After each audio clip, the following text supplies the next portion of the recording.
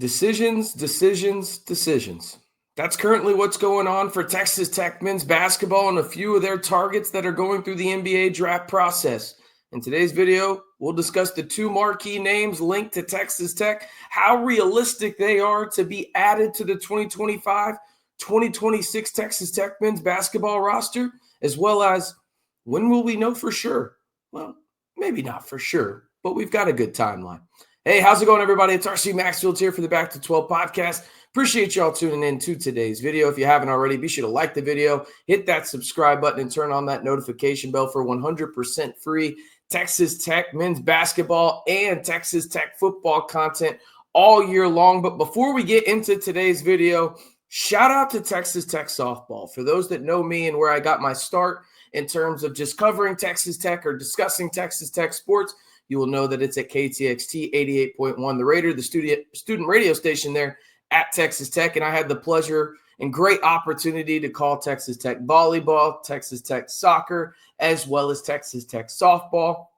Those ladies and Coach G have done a phenomenal job this season and have officially made their first super regional in program history. Shout out to y'all. Y'all deserve all the praise in the world, and I can't wait to watch y'all play this upcoming weekend down in Tallahassee. All right, let's jump into this because we need to lay the groundwork in terms of the timeline for Texas Tech men's basketball in terms of some of these guys that they are targeting and that have been linked to or maybe hope to return to the 806 that are going through the NBA draft process. Okay, so let's go ahead and look at that date. You see it on your screen right there. I'm going to take you right to the source, people. Google. This is lo-fi video. I'm not over here trying to make a movie, damn it. All right, May 28th. That is the day you need to know in terms of guys that want to return to college, i.e. they must withdraw their name from the NBA draft according to the NCAA, not according to the NBA, the NCAA, in order to keep their college eligibility. That from the New York Times, i.e. the Athletic. So you see it right there. Let's just read it verbatim. Of course, this is the only starting point. Every player who declared early has until June 15th. To decide if he wants to stay in the draft. Hard stop there. That's technically not true. The NCAA has its own withdrawal deadline of May 28th for players who wish to retain their college eligibility. So again, that withdrawal date is May 28th. That is the one you need to know about. And really, when you talk about everything that's going on in terms of the eligibility aspect side of things, that's where things get tricky. Does this pertain to guys that haven't played in college before?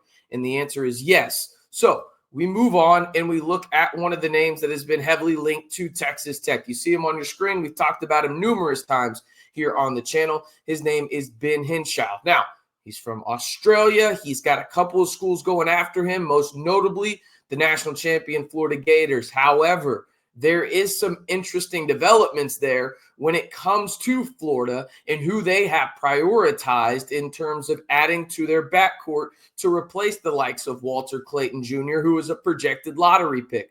It is not Ben Henshall anymore. Instead, it is Arkansas transfer guard Boogie Fland. According to multiple reports, Boogie Fland is actually currently on campus at the time that you are hearing this recording of the video, which is Monday, May 19th. Okay, so Boogie Fland is going through his process in college now because he's withdrawn his name from the NBA draft process. He is now focusing on the college route, and it is heavily believed that he will land in Gainesville and be the guard there for the Gators who are trying to repeat as national champions. Now, why is that interesting for Ben Henshall? Well, Ben Henshall was heavily linked to Florida because of that Australian connection with Condon there in the front court. Those two are best friends. Now it looks like they have pivoted, have the Gators, and that has opened the door a lot more for Texas Tech to potentially land Ben Henshall. Is it a done deal?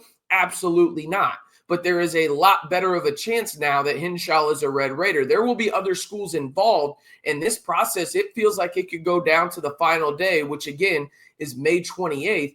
But Texas Tech has done their due diligence. They have actually gone out to fly out to LA to meet with Ben Henshall before he went through the NBA draft combine process up in Chicago to meet with him because, again, from Australia, but making this offseason's home for him is LA.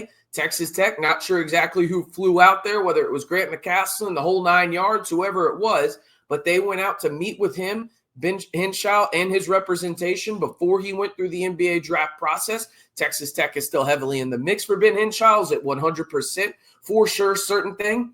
No, I'm not going to believe it until I actually hear from the man himself in terms of a post on social media or whatever the hell it is nowadays, right? But Texas Tech is in a really good spot, and this would be, in my opinion, if they were to add Ben Henshall to this roster, the best player that they have added to a Texas Tech team in terms of added to this roster, right? And when I say added, that means coming from outside of the program, not retaining, because obviously JT Toppin and Christian Anderson are the number one and number two most critical additions for Texas Tech. And I say additions, retainments, I should say. But I think Henshaw would be better than Lawan Watts in terms of an addition, albeit very close. But Texas Tech would have the perfect guard combo, in my opinion, of Christian Anderson and Ben Henshall, and one that is absolutely lethal in the Big 12. That being said, let's move forward and talk about a guy that, well, Red Raider fans are very familiar with, Darion Williams, because I have had a ton of people ask me about, RC, does Texas Tech actually have a chance to, get Darrion Williams back? There's a chance. How likely? Probably not very high. I would probably use the word minuscule if I was going to say a word about it. But the thing is this.